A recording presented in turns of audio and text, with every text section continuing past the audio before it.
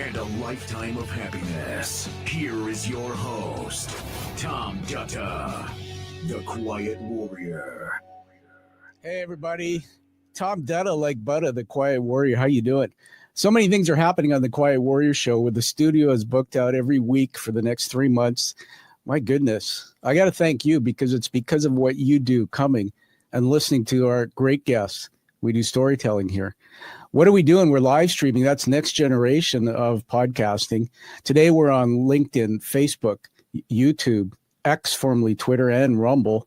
So if you're there and there's a chat feature, you can write a comment or a question. I'll see it in the dashboard. We'll try to bring it onto the show and stump the guest. I want to share a little story with you here, and then we'll introduce you to our guest. Today's guest embodies what happens when childhood chaos becomes rocket fuel for transformation. When I first reached out to Blair LaCorte, his response was polished and professional, the kind of bio you'd expect from someone who'd led companies worth billions across entertainment, aviation, technology, and AI. But when I pushed deeper, something extraordinary happened. He wrote to me this. He said, "In my mind, this is all storytelling." And then the corporate veneer cracked open to reveal the real journey. Picture a young boy shuttling between two divorced entrepreneurial parents in adjacent towns, but worlds apart economically. One household with a small airline business in an old Victorian with manicured flowers, looking wealthy on the outside. The other, a father running a recruiting firm in a tough neighborhood, saving every penny for his son's college education. Both homes ran on that terrifying eat what you kill business model. Both homes experienced the volatility that came when business becomes personal. Both taught him to navigate family events where there wasn't some crisis or need for facilitation.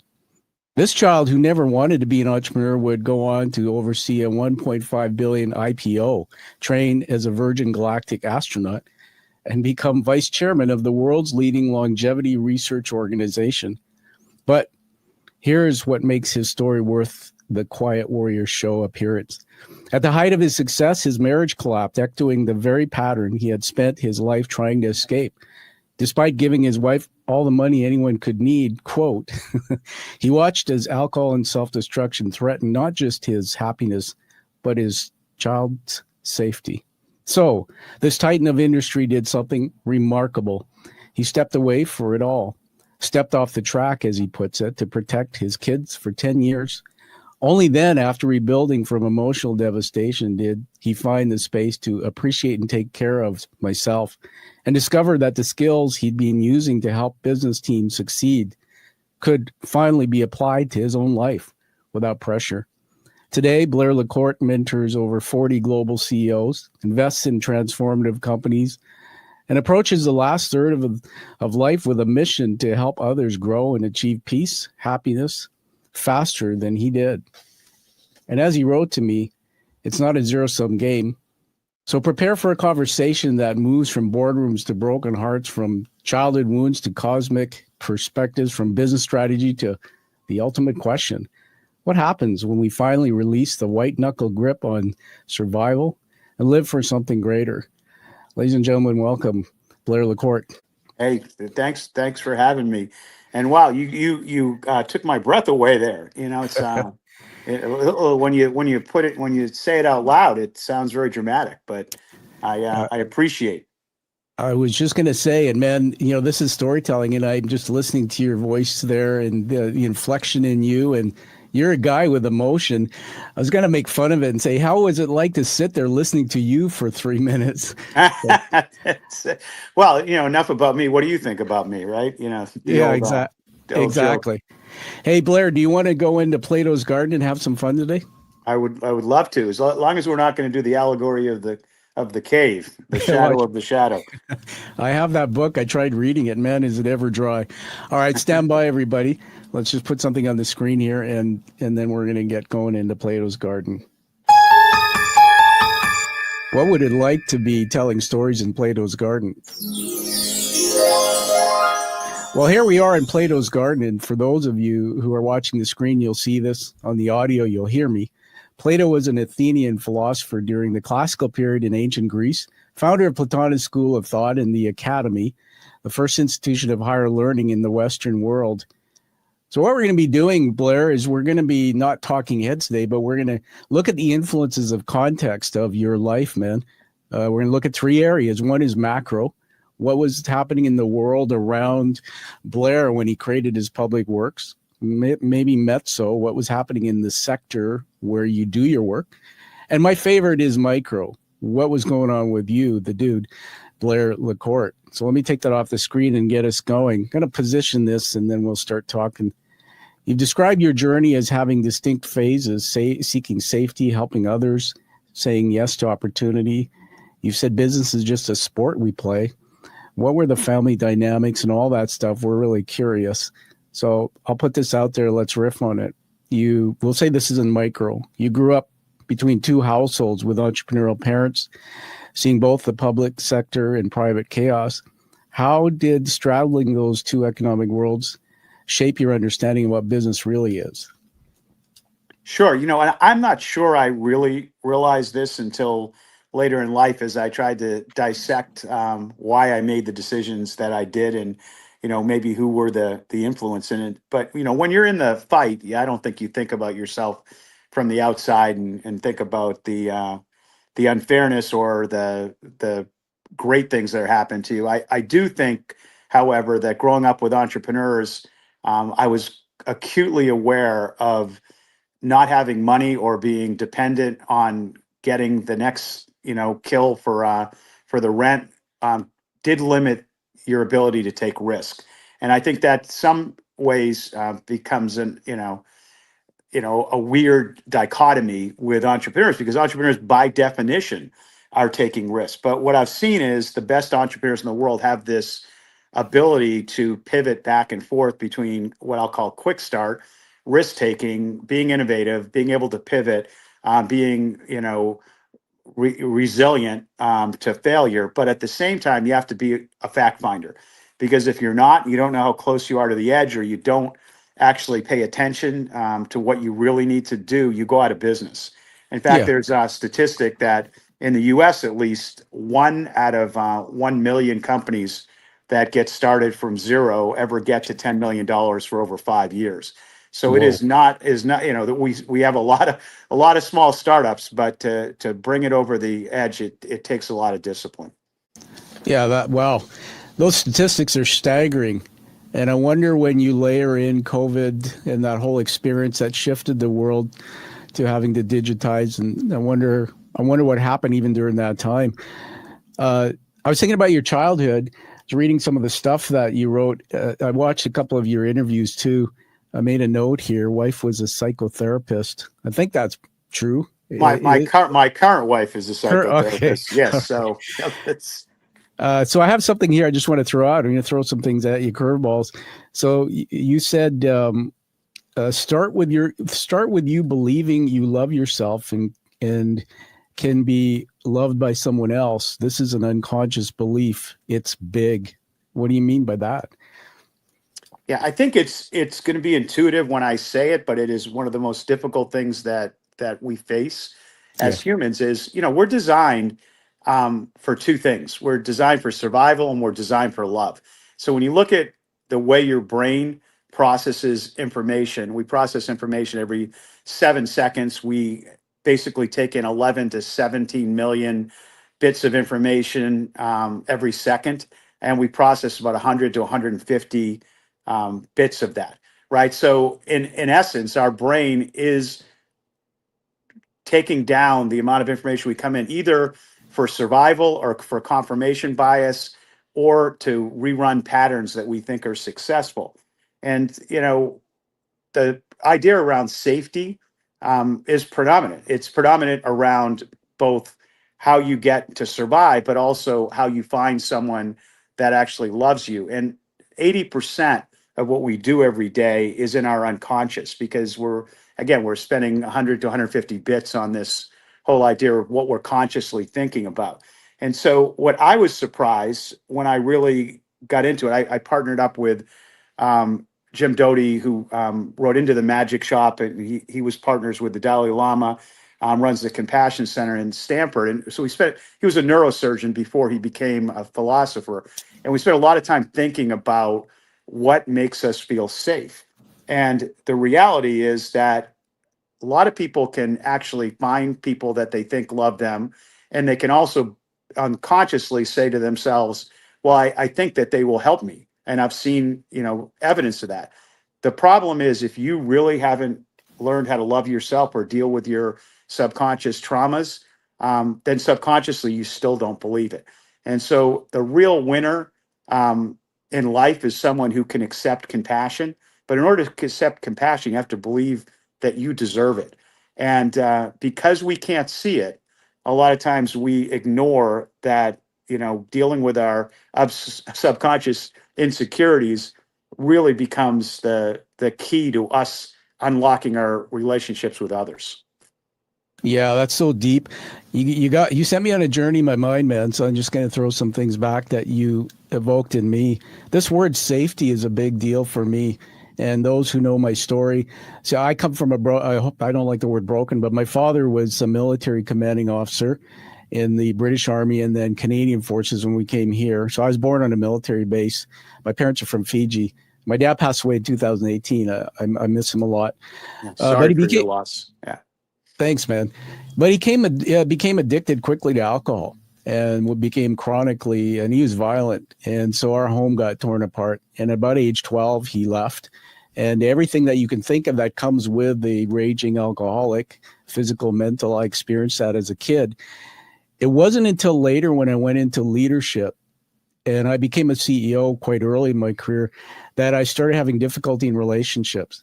And one of the things I struggle with, Blair, and is that I couldn't see the room the way it was. So if a guy like you is in the room talking to me and you raise your voice, my sympathetic nervous system kicked in and I started overstressing. And then my behavior changed. Well, I had some tough feedback once from a coach and I had to change it. And I did a lot of self-work. But today, especially after a concussion I had, I realized that the way my brain was shaped, and I studied neuroscience on this, and I'll give it back to you in a minute to give you perspective. The way my brain was developed was different than other people. So I live a life where I think I call it the smoke detector, but my sympathetic nervous system is always on. And I have to do a lot of things to switch that off, hack the brain, etc. So let me just throw one more thing out, and then you can comment. So I call this the broken pattern. So after building success, you faced a personal crisis that echoed your childhood. How did that moment of devastation become a pivot point for your authentic transformation yourself? Sure. And look, I want to definitely pick up on this. And what I'm going to say may sound narcissistic because I have a certainty in this. What we're just about to talk about is the most important thing you will hear today. Okay. What we're going to talk about will change your life for the better or for the worse. And I truly believe that. And because what we're about to talk about is our coming to grips with who we are. And we don't in business and we don't in our personal life often do this because there's too much risk. So I'm going to talk about like a basic, if you're a psychologist, you know this, it's what you learn in your first year. It's called the Johari window, right? And the Johari window is around self-awareness, right? And it's a basic building block. It's kind of like accounting in business, right? It's how you actually frame things so that you can start to work on them. And the Johari window talks on the top left. You look it up. There's many articles on it. Top left is what you actually present to the world. What you present to the world, your public image. What you know about yourself that you actually present out there to the world. Now, hopefully, most of it is authentic. Now, why is the Johari window so well defined? Because we're tribal beings, and our parasympathetic nervous system, as you just talked about, needs to know that we have a connection so that we feel safe, so that we can actually bond and we can recover.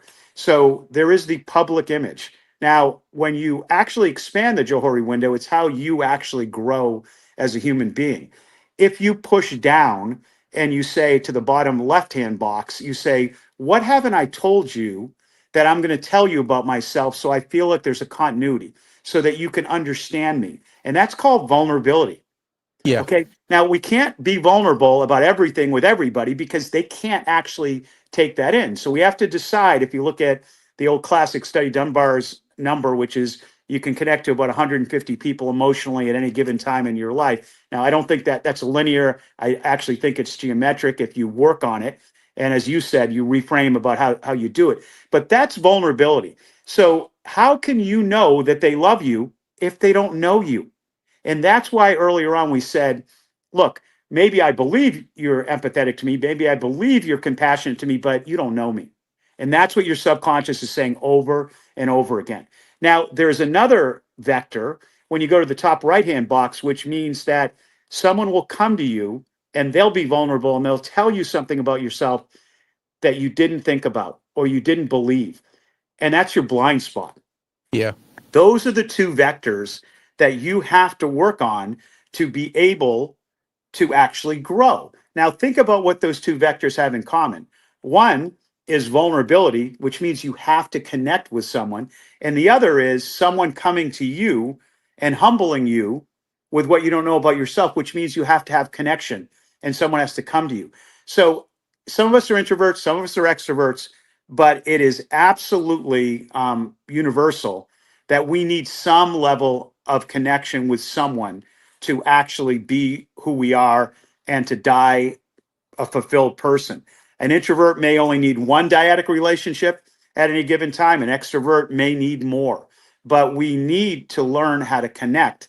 And I hope what we're going to talk about today is, the first level of calming your sympathetic parasympathetic system is how your mental health works. The second level is how you lead and how you work with your family, because if you feel good about yourself, you can actually work with other people. But the third is that the highest correlation to health span and longevity Yeah. is the management of your parasympathetic nervous system, which means you need safety.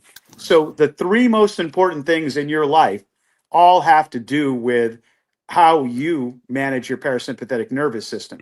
And we have a very difficult time with it because the opposite side to the coin of safety is risk. And your brain, as I said earlier, is designed to detect risk and to pull back. At the same time, it's looking for love, which is safety. So this is normal to have attention. Yeah.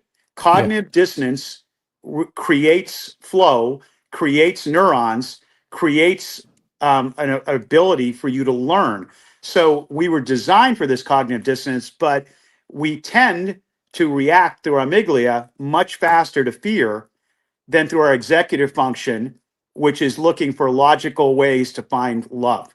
And the way that those two things come together, again, I'll just say it one last time because you brought it up, is your parasympathetic nervous system. Yeah. Now, I will tell you, even listening to you for 5 seconds, that your greatest strength and your greatest weakness comes from your interaction and connection with your father, because your greatest strength is that you can actually empathize and you're always on, which means you're looking to see how people are doing at any given time. And, if you dig deep enough, my bet is, and I'm not a doctor, but I play one on TV, is that with alcoholics, especially violent alcoholics, you are searching to see the triggers so that you can dissipate it before the violence happens. So Yeah. you're always sensing everyone in the room to find out what's happening so you can control it, because your way to safety is to focus on mitigating that violent outburst. Now, Yeah. your biggest strength is also that you've been able to see things and do things and connect with people in a way that others thought, wow, that's amazing. So it's hard to say, the way your brain works is obviously, there's nature and there's nurture. The way your brain works, you wouldn't be able to do that unless you were designed that way. Every tribe has people who sit around the edge who actually look for things happening, right? Yeah. Or that in nurture, you took that piece of your brain and it was a tremendous focus on making it work better because it's the only way you could survive, right? So we all are who we are and who we hang out with, and who we want to be. And I would argue that as we get older, who we want to be has to be the place that we focus, because we have to work our way backwards from what's happened to us in nature and what's happened to us in nurture. Yeah, well, that's like everybody come back to this segment, listen to it again. That's like an encyclopedia of knowledge on the sympathetic, parasympathetic nervous system. I've had some fun with that through trying to explain it. And, those names are counterintuitive. So I was cooking a steak in my kitchen. I'm a home chef. And hopefully I don't offend anybody about eating meat. And my smoke alarm went off. And, my wife's there with a towel. She's doing this. We're trying to get it turned off. And that's how I refer to my sympathetic and parasympathetic. It's like the smoke alarm comes on, but it's only supposed to be on, Blair, for like 30 seconds to say, hey, you got a problem. But we got the stupid smoke alarm in our house that doesn't go off, even if you do this for about 5 minutes. That's what happens with me, is that thing stays on. I wanted to say thank you for a couple things. And I wrote a couple notes here. I've got a piece of paper that's growing with you on it. 3 things: mental health, how do we lead and work with others, management of that parasympathetic nervous system. So as we dig into the next piece of this journey, we'll get into more of that. I'm going to remind the audience that we're weaving through 3 areas of dialogue through storytelling. But what you want to do here, everyone, is do what's called critical thinking. As you're listening to Blair and I, particularly Blair talk, as you find nuggets in each of those areas, connect the dots, and it'll give you a deeper meaning of what he's all about. I just wanted to throw a curveball at you again, and then we'll come back into the main flow. And so I asked you to bring a pair of sunglasses. Do you have those there? I do. All right, man, put them on. Let's look cool for a minute. I'm just going to take my headset off for a second. I'll explain all this. Hold on. Everybody, what it would be like for me and Blair to be at an AC/DC concert. Well, I'll tell you something, Blair. My bucket list thing happened a few weeks ago. AC/DC came to Vancouver. 60,000 people filled the stadium. My wife and I went. When I was in high school, the basketball team would play the song Hell's Bells before the team came out. And I grew up listening to AC/DC, never seen them. Now, here's the reason I'm saying this, and I'm going to read something I heard you say. You said, movement and exercise. We need movement, not exercise. And then you said something about maintaining. So I'm going to just throw at you that when I went to AC/DC, if anybody knows that band, Angus Young, I think that's the proper saying of his name. He's a lead guitarist, and that guy does the struts across stage 2.5 hours at his age doing that. And they did encores and all that. I went, my gosh, if I get to that age, I want to be like those guys. That's longevity. But explain what you mean by you need movement, not exercise, and anything about longevity, because I know you're an expert in that area. Sure. So I always, I'm a simple kind of guy, but I've been in a lot of industries. So what I've learned to do is learn and to put it into patterns that I can remember, right? Little models and little patterns. And then I can continue to learn because I know what I know. And if someone can convince me it's wrong, I know where to put it, right? And so in longevity, what we look at is the force multiplier. In the military, a force multiplier is something that impacts everything else in the theater. So, for instance, the ability to fuel planes in the air changes everything about how you take a look at something. It has a force multiplier on everything you do. In life, the force multiplier, as we talked about earlier, is connection. So every study that's ever been done, including the Harvard study over 80 years, is that if you have at least one dyadic relationship, a one-on-one relationship, that you believe that someone is compassionate to you, if you believe that you're connected to something bigger than yourself, a group of people, and if you believe you have purpose, all of the things that we talk about in longevity actually fit underneath them. If you don't have that top piece, the number one cause of mental illness under 25 is loneliness. The number one cause of death and chronic inflammation over 65 is loneliness. And the number one cause of violence and dysfunction in between is from loneliness. So under that, you'll recognize the 4 other pillars that get impacted. One is fuel. What do I put in my body? And is my body like that fuel? There's not one fuel for everybody. In diets, I've owned 2 diet companies. I can tell you it's on the normal curve. One diet doesn't fit everybody. The second piece was what we call movement. We're not designed to exercise. Well, we're designed to move. We'd never exercised for thousands of years. We ran away from things and we ran toward things because we wanted to eat them. But that's kind of the point, is that our bodies should not be static. The third is the whole idea of maintenance, which has to do with sleep and touch. And then the fourth is where you put your machine. Do you store it in a place that's corrosive, where there's pollution, where you use laundry detergent that is not organic and your clothes rub against you with chemicals every moment of the day. So those are the four easy ways to look at it. And, movement is one that I think people are surprised about. When you really look at the research around movement, Yeah. the three biggest things that would extend your life to get your 80%, one is moving 15 minutes every hour, because sitting that's what they call it, the new smoking. Your body is not designed. The toxins sit in your joints, they sit in your organs. You just got to get up and walk around the table, right? The second is 10 minutes of HIT and 10 minutes of LIT. It's not 2 hours of CrossFit, right? If you do that, that's fine, unless it's an overuse injury. But in essence, you just need to get your heart rate up over 85%. Jump rope 3 minutes, 3 times a day. You take a couple of sprints on your walk.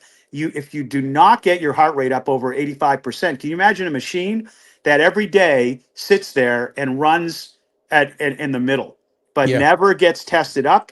And LIT isn't just meditation. You could sit in the dark, listen to classical music for 10 minutes a day. If you do both in the same day, your machine goes up, your machine goes down, your hormones, your system biology manages itself, your immune system becomes stronger. So, that, to me, these are simple concepts. We own an amazing machine, and we need to actually put decent fuel in it. We need to move it every day. We need to maintain it. And it would be great if we put it in an environment that wasn't full of corrosive poisons. That's it. Yeah. Awesome. Hey, everybody, a round of applause there for being cool. You can take those glasses off now, or you can keep it on. It's up to you.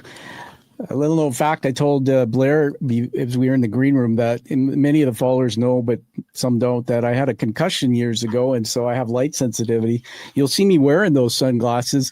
A little known unknown fact and nugget, if you like the band U2, you've heard of U2, right, Blair?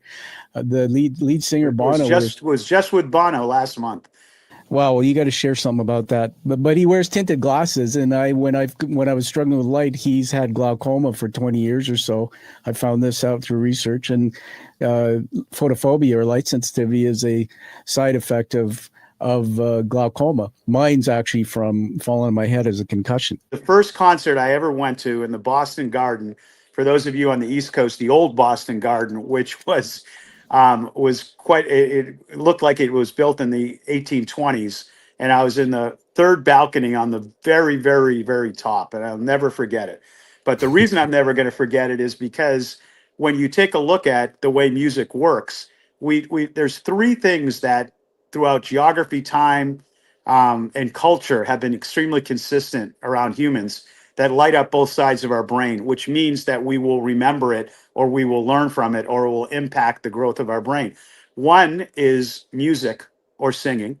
Okay. Yeah. And that's why Pandora was able to, in the early days, look at songs that impacted your brain and give you songs that would impact your brain. The second is dancing. And the third is storytelling. Okay. Yeah. So it's very interesting that those things have persisted and had such a big impact in, relationship and innovation. But there's a physiological reason for that, because your brain likes it. Yeah, I love that, and grew up watching movies like Star Wars. Let me see another one that I can tell you exactly what happened. It was like The Birds, Hitchcock. And in studying Hero's Journey narrative by Joseph Campbell's work and others, this story thing is huge for me. And I've learned that I communicate, and that's how I tend to live. I love story. I love your stories. I want to just riff on some things that came into my mind as you're talking about movement. I think I read somewhere that when you eat your dinner, the science behind genetics and things, like the hunter-gatherers were having to go and hunt and move all the time, right? And if your body wasn't moving, then the genetics would, and I may not be a scientist, but something to the fact that, well, we don't need this person anymore. We need to get rid of them off the planet because it doesn't look like they're moving. This is this is pretty amazing stuff. So my wife and I will have a dinner. We now do our 5K walk around the trails. We'll try to go out after dinner. You talked about sleep. I learned that through neuroplasticity when I went to the brain clinic about the power of sleep. So maybe you can talk about it. But one of my favorite books is called Why We Sleep. The author of that, I can't remember. But the thing that floored me in that book was right up front that in deep rest and sleep, I think it's the REM sleep stage. That's where the brain does a lot of its healing and the neuroplasticity Yeah, that's work. right. And when I was in the brain clinic, I just want to share this with you as a friend that I would go into the brain clinic and do drills to fix my physical problems. And then they would tell me to do 2 meditations a day and track my sleep. And so all of this taught me the power of sleep. And yet most executives that I work with, as one myself, would do dumb things like sleep deprecate themselves. So in that book, I'll finish with this, Blair. In that book, it says that we are the only species that intentionally deprecates our sleep. We Right. make those choices. It's crazy. All right, I'm going to throw a question back out here in Plato's Garden. I'm getting into mezzo, which is a sector. So you've moved between industries that rarely interact, in my opinion: aviation, entertainment, technology, AI. And what blind spots do you see in leaders who stay in one lane their entire career? And then you talked about, how do you work and lead with others? Any nuggets on that? Sure. It's funny when you put the sunglasses on, I was thinking, well, maybe you're going to talk about Tom Cruise, because when I was at TPG, we bought Creative Artists and we also bought MGM. And as you remember, Tom got fired by Redfield, and we actually hired him. We started up TriStar. We brought him back in, and unfortunately for us, his first 3 movies were Lions to Lamb, Valkyrie, and some other one that I can't even remember. So we didn't get to Mission Impossible, fast enough before we bankrupted MGM. And when you were in the ACDC hat, when I was running PRG, Yeah. I did. Audience, ACDC was someone we did their concerts, and my head music guy, who was actually was a road manager for ACDC, and he used to he'd tell me stories about them. And one of the most interesting was, they were very active on stage, but they never went out. They'd go home and play board games. Really? Because they were the brothers were very introverted, and that's what they did. They got out of a concert. They didn't go out drinking like you would think. They went home to the hotel and played board games. Again, you can look at the public image, that whole, public image of who people are. That doesn't tell you who they are. Yeah. Right? Yeah, for sure. What's the Bono thing? You said you were just with Bono. Luck, just luck is that Edge had his boat down in BVI, and it was my birthday. And one of my good friends had, I was there with him, Richard Branson. And so they came over for my birthday. So we had lunch. That's very cool. Man, I mean, you mentioned things like PRG. The audience may not know what that is, but you talk about the company. There's so much to you. I encourage everybody to go to your website and find out everything that you've done. It's fascinating. I call this next piece of the team translator. So I read somewhere that your colleagues describe you as someone who can extract key points and make everyone feel relevant. So how do you build trust, Blair? How do you build that, and also with teams during these transformative periods where fear typically dominates, and how do leaders? Yeah, look, I think it's a great question. Hopefully users will, because it goes back to your piece of how can you go from industry to industry, and what do you get out of that? Look, every industry has 2 things that are common. They have people and they have patterns, right? And you can translate those across industries.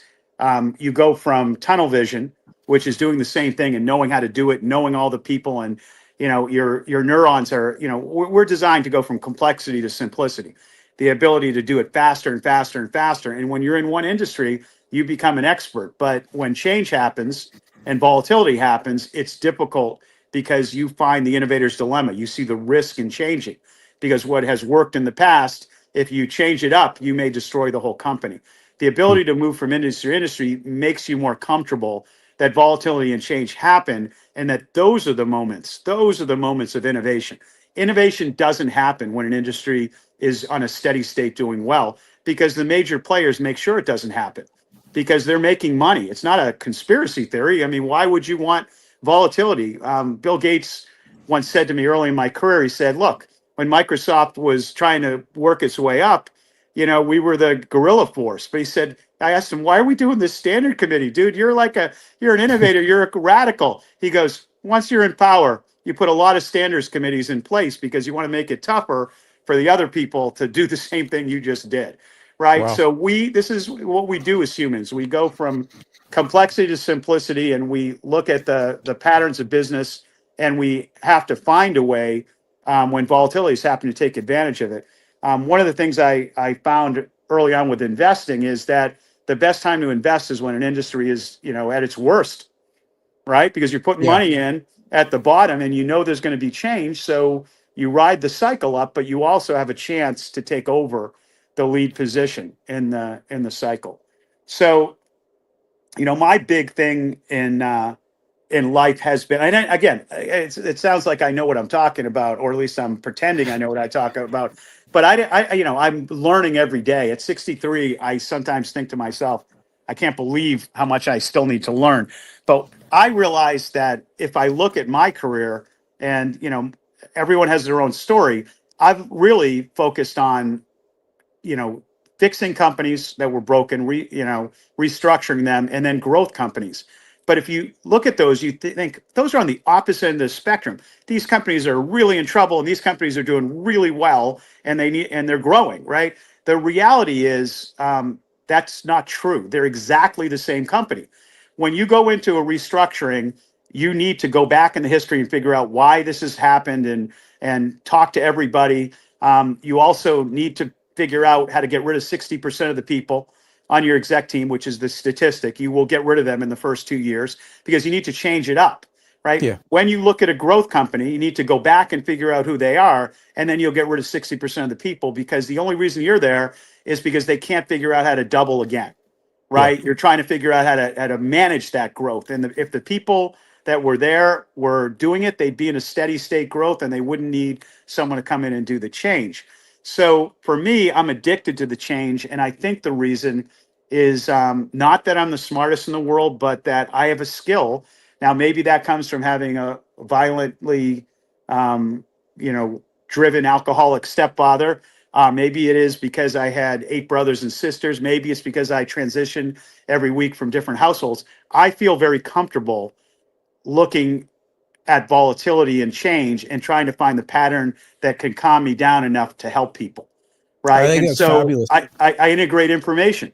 I don't invent things. People call me a serial entrepreneur. That's not true.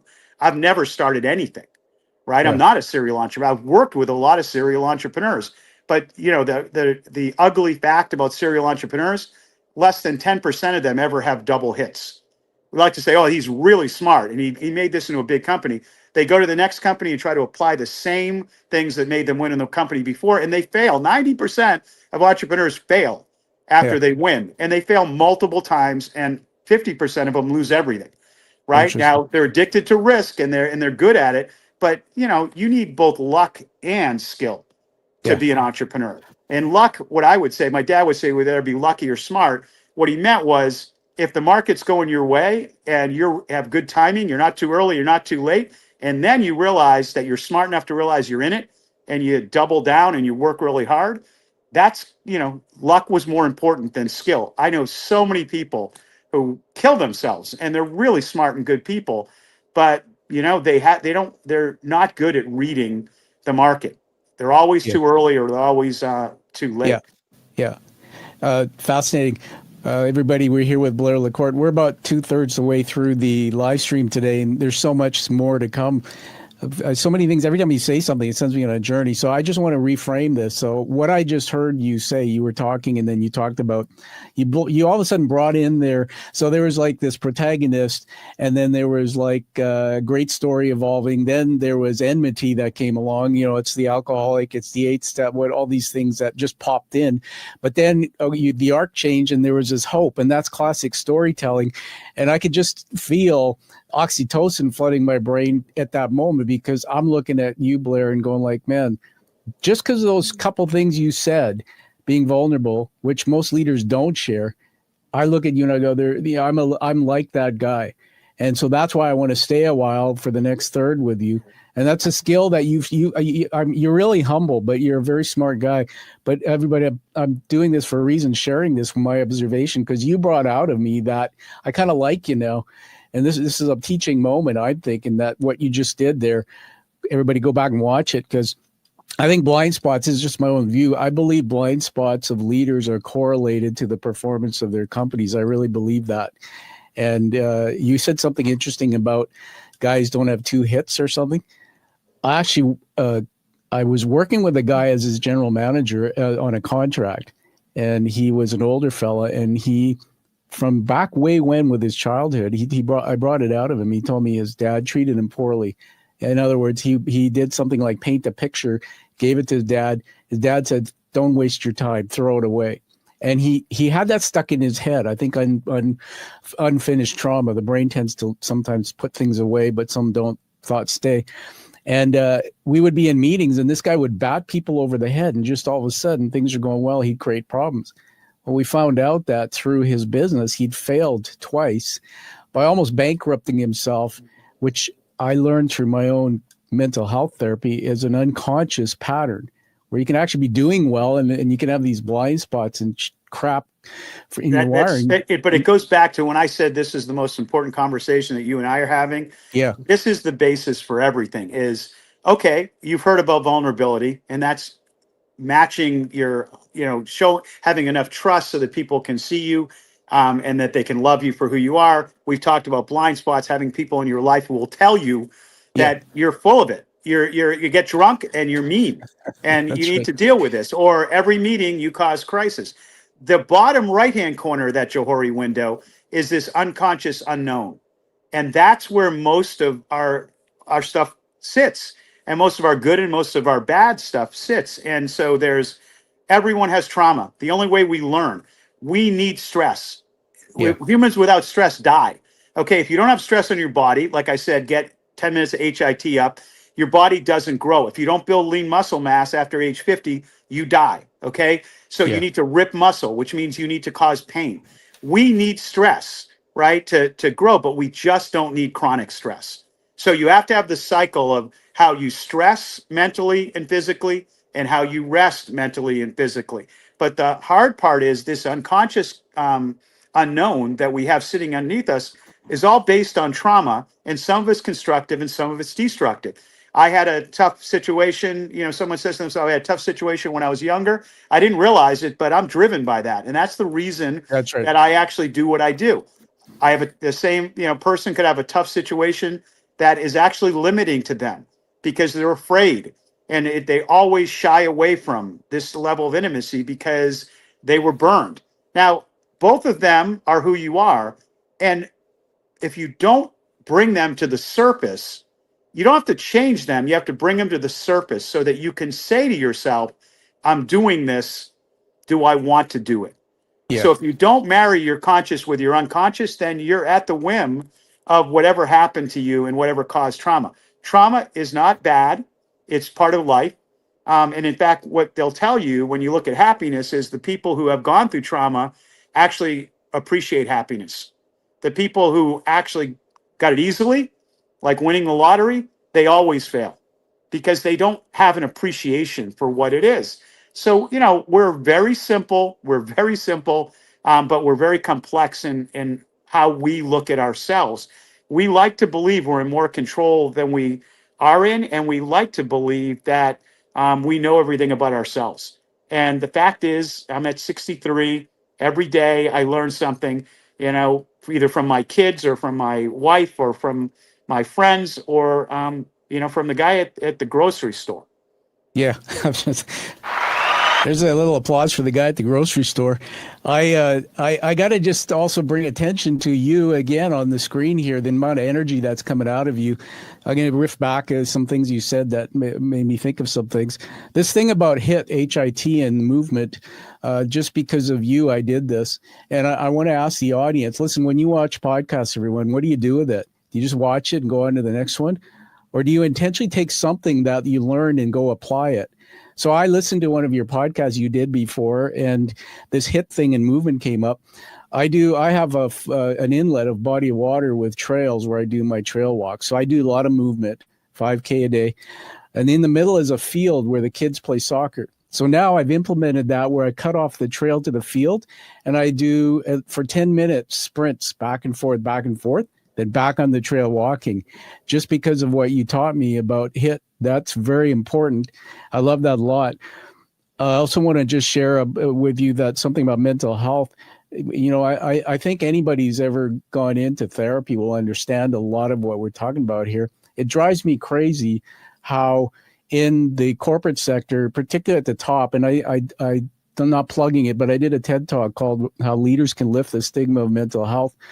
All my career, Blair, working at that level, very few leaders create a culture of mental and physical wellness. They don't talk about their mental health. They don't know how to hold a room and say, hey, Blair, let's stop this meeting. Are you doing okay? Is everybody feeling okay? Is the stress level up a little bit? They don't create this safe space.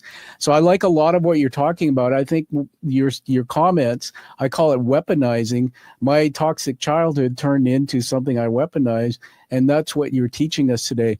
On trauma, I just want to throw out the ACE test. Have you heard of the ACE test? ACE? No.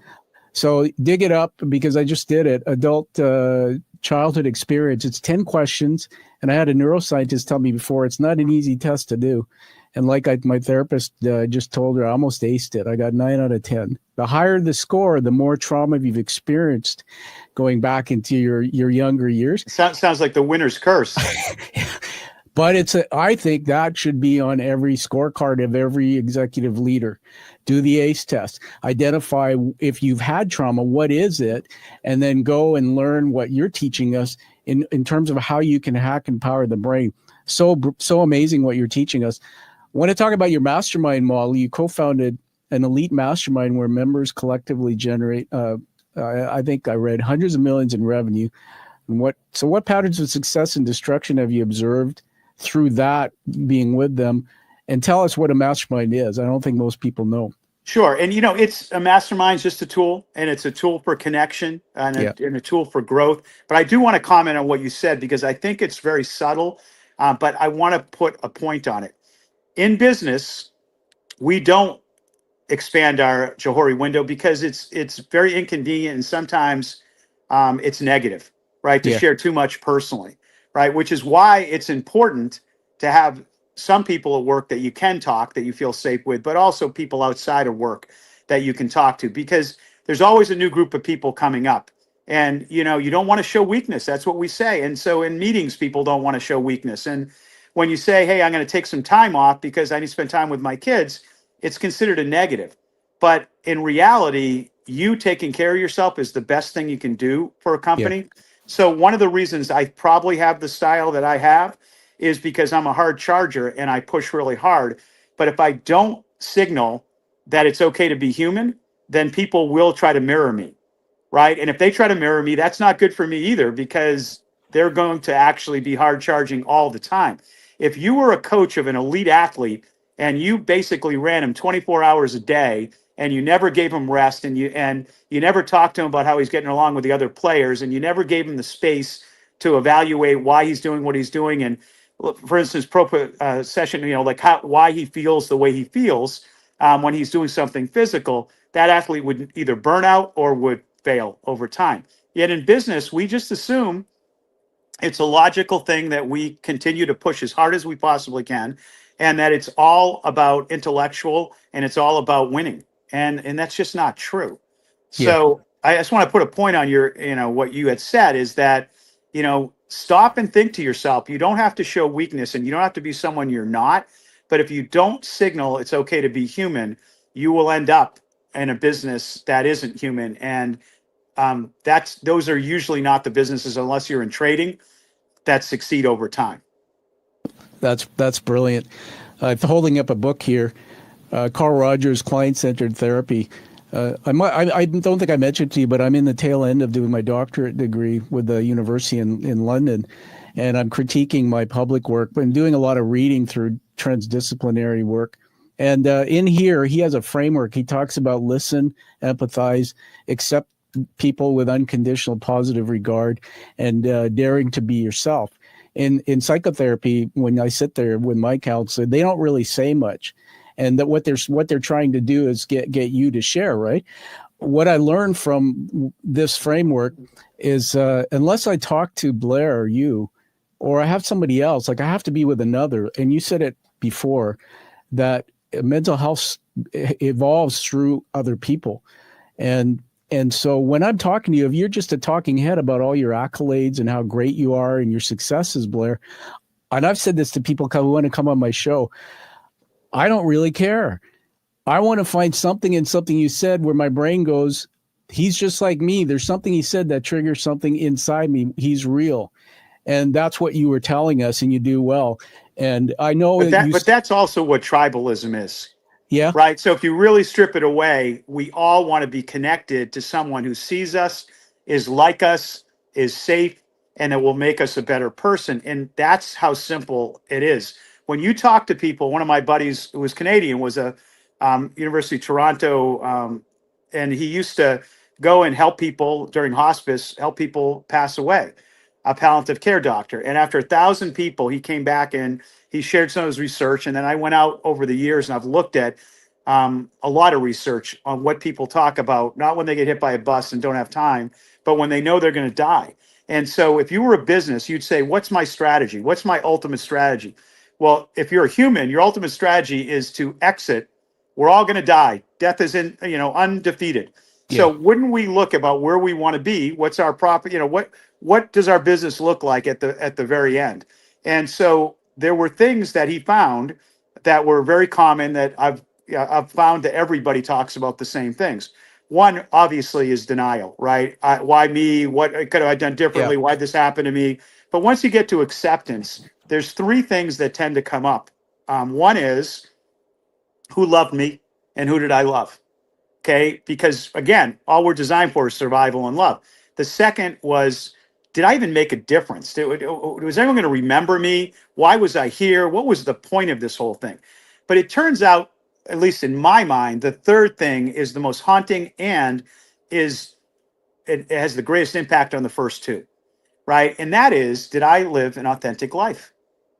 An Wow. authentic life means, did I do the things I wanted to do? You heard the cliches. People don't regret the things they did and failed at. They regret the things that they didn't do. Okay, so living an authentic self is getting to know yourself well enough, sharing enough about yourself, and then taking some chances and connecting with other people. Because if you're connecting, you probably found someone to love, and someone probably loved you, and you probably made a difference in this world, and you will be remembered. Right. But that is very, very difficult to do when the opposite side of the coin is survival. And part of survival is being careful. And part of being careful is not sharing too much because I may get thrown out of the tribe. People don't realize that, that social comparison is one of the most positive and one of the most toxic things that exists in the amygdala, right? If you didn't have social comparison, you wouldn't be able to benchmark and compete and try to get better and have continuous improvement. But it's also a terrible fear because social comparison is in your amygdala to say, if I'm the lowest on the tribe, I'm probably going to be thrown out and I'll die, or they're going to kill me. So when a young girl goes on to the internet and she says, oh my God, I'm fat, she's not thinking I'm fat. She's thinking I'm going to die. And that's why it's so powerful. So there's back to this whole idea of reframing. You have to be human and you have to be authentic and you have to own that sometimes I did something because I was afraid, because I was mean to that person in high school because I didn't want my gang to kick me out. And I consciously try to go back to people and to situations and actually apologize for things I did, because that doesn't make me a bad human being. It makes me a human being. Yeah. Right. Yeah. I love that. That brings to a very touching moment to me. When my dad passed away in 2018, I had coffee a few months before. And the first thing, I hadn't seen him all my life because he left when I was 12 from home. The first thing he said to me is, how are you, son? And then he said, I love you. And then he said, I'm sorry for all the things I did. And that exchange between us, man, and then this weight came off my shoulder. But when my dad died a few months later, unexpectedly, he had a heart attack on his own in his home. I have two brothers who never made peace with him. So that's a big teaching moment you gave us. about saying sorry, about forgiveness. It goes both ways. I want to also just say thank you for the part about living life fully, and I call it being in service. You want to know what's interesting? I've never said this to anybody publicly, but since I had my brain injury, I shouldn't be here, really. I mean, I just came back close. I think they said I fell at the force of 47 joules, which if you're an engineer, you get that. I've been doing things, bucket list things, man, for the last few years. And you just reminded me why. Like AC/DC concert. I actually go into prisons now and I work with inmates. They read books and we record it and we send that to their children. I do that through my church. But these things just started becoming my way of life in the last few years because I realized how close I was to death and what contribution I didn't make. And, right, but let's just play on that a little bit because we're coming to the end here, and this whole idea of service is not charity.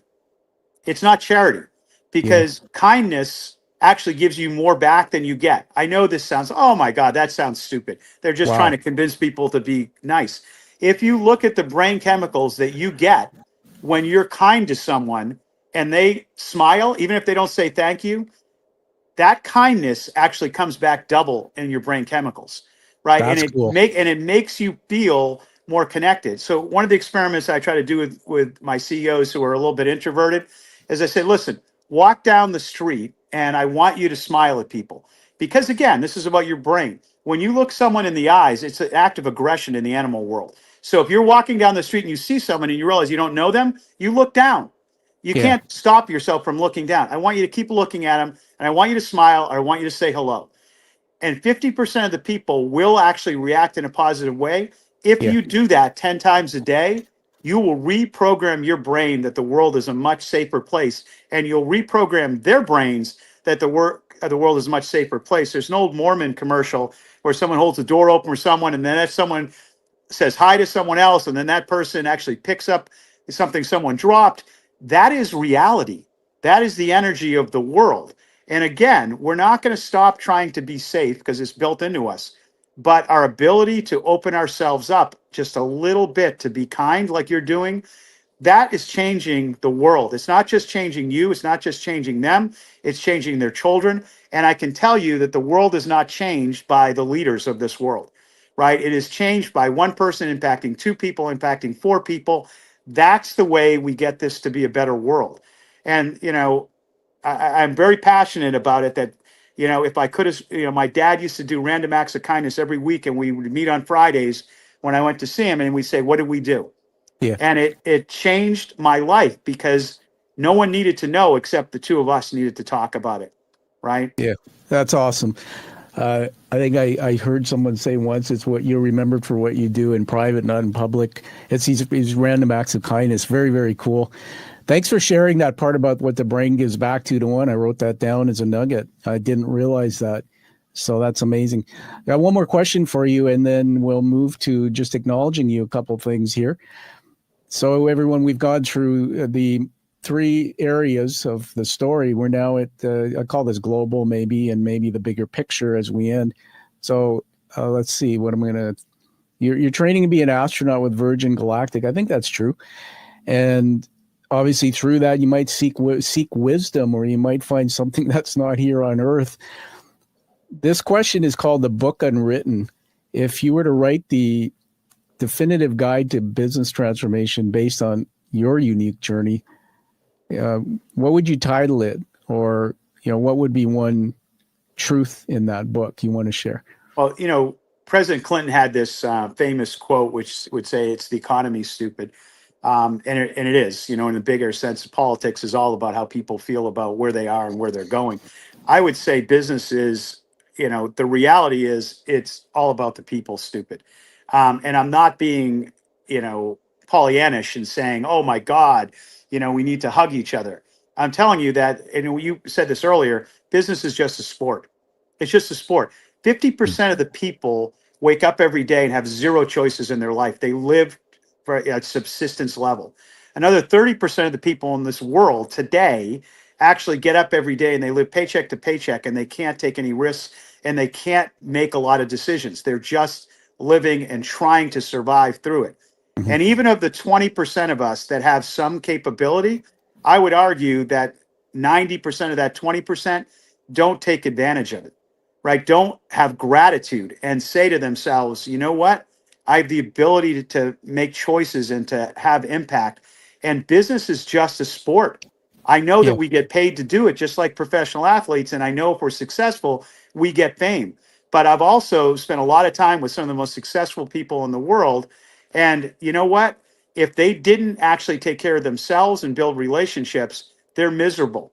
You Yeah. know, they're on their private jets with their private islands, hoping their kids will visit them. And when I ask them, they go, well, I need to do this or my kids won't come. Okay. Interesting. So that's not the way you want to end. Yeah. Okay. We don't know when we're going to end, but I'll tell you, if every day you don't look back and say, you know what, today I was really harsh with my team because they needed it, fine.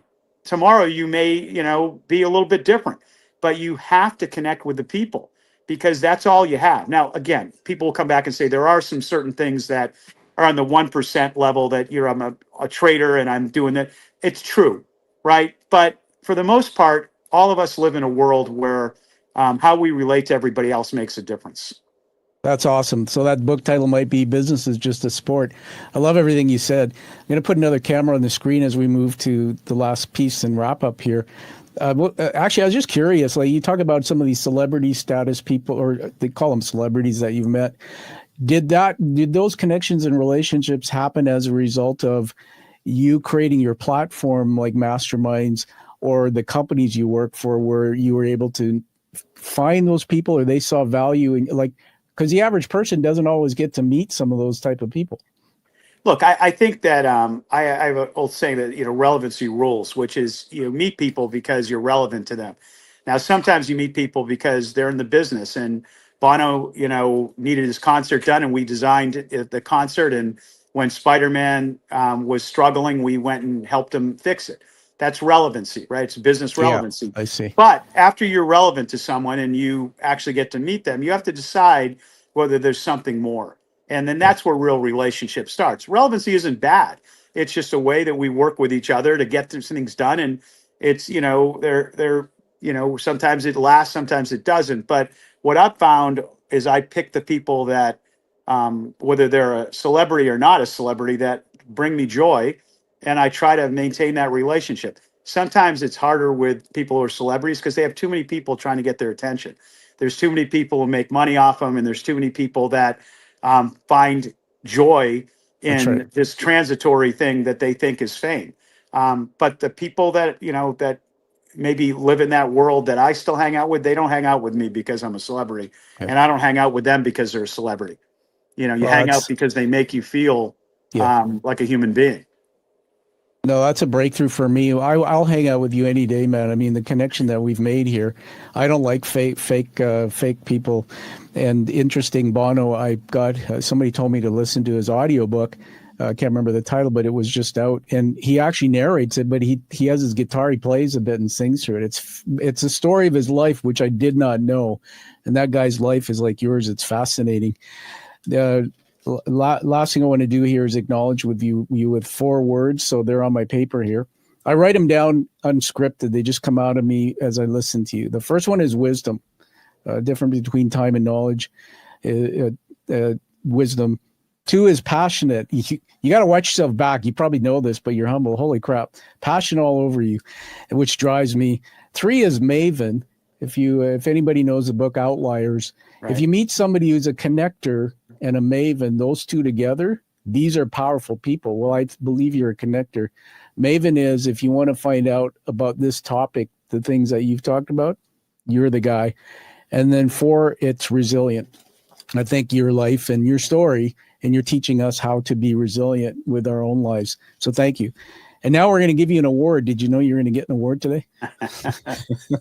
Probably if you looked at my other shows. You know what challenge coins are? Of course I do. In fact, I have a set on my desk right now. I bet you do. Well, you're going to get another one. So I won't bother telling the audience, but these originated in World War I to commit community between people who carried them. So I try to put this up at the camera. I had these minted and done in the U.S. Raised letters. The front is the emblem of the show. The back, I'm biased, but this is the story narrative, the hero's journey narrative, modeled after Joseph Campbell's work. which is what Who, exactly. by the way, I love. And look, you know, the challenge coins, if you really go back far enough, started with the Greeks. And I think they have tremendous impact because they are all about connection, and the things on the coin matter. If Yeah, someone did it right, they matter to who they are. yeah, And it creates a bond between people. Now, in World War I and World War II, especially when we had Allied forces, we had challenge coins that showed that we were in this together.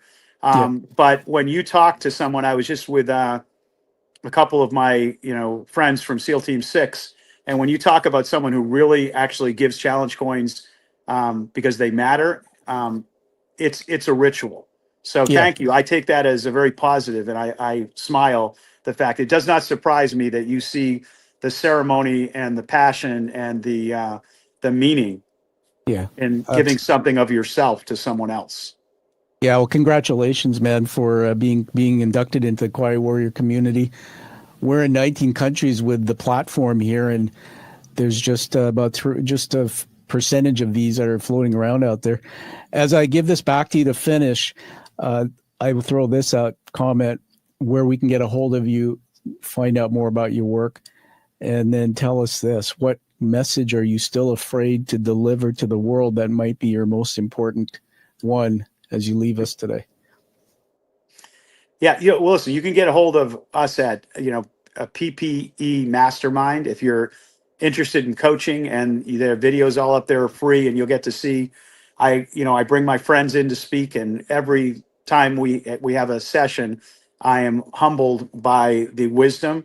We probably have $1 million worth of speakers every time we have a conference, and they all come in for nothing. We donate to their charities, so they're there because they care, and you'll see when you watch the videos. The second is you can just get me on LinkedIn.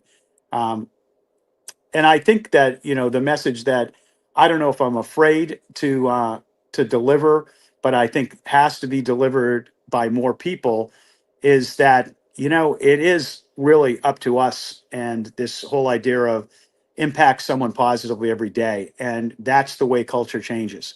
Culture changes because you do a small thing that leads someone else to do a small thing, and then every once in a while you can do a big thing. But you know, we're not gonna be able to hit home runs every day, but Yeah. I can tell you we can make a difference with someone's child. One of the things I do all the time is if anyone asks me to sit down and talk to their child, it's, you know, parents can do a lot of things, but after 12 years old, 75% of the influence is them looking at their external environment, and so they are designed genetically to actually look for people outside their family to Wow. listen to. So, you know, if anyone ever asks you to sit down and talk to their kid for a couple minutes, it's one of the kindest things you can do.